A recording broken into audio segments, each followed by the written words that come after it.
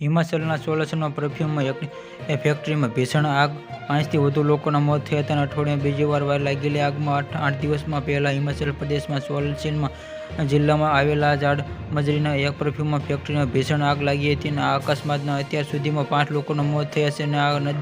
Dozen લોકો ગંભીર રીતે દાઝી ગયા હતા. અકસ્માત બાદ બચાવ કામગીરી ચાલી રહી હતી. આ શનિવારે વધુ મોટો અકસ્માત સર્જાયો છે અને પરફ્યુમ ફેક્ટરીમાં ફરી આગ લાગવાની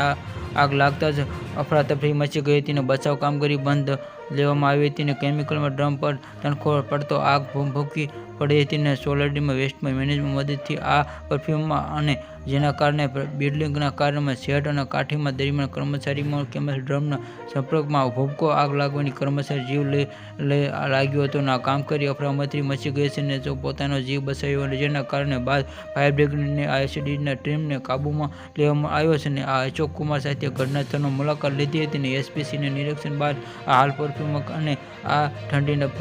પડ્યા બાદ આ ઘટના હજી પણ સુધી કોઈ જાનહાનિ નોંધાઈ નથી.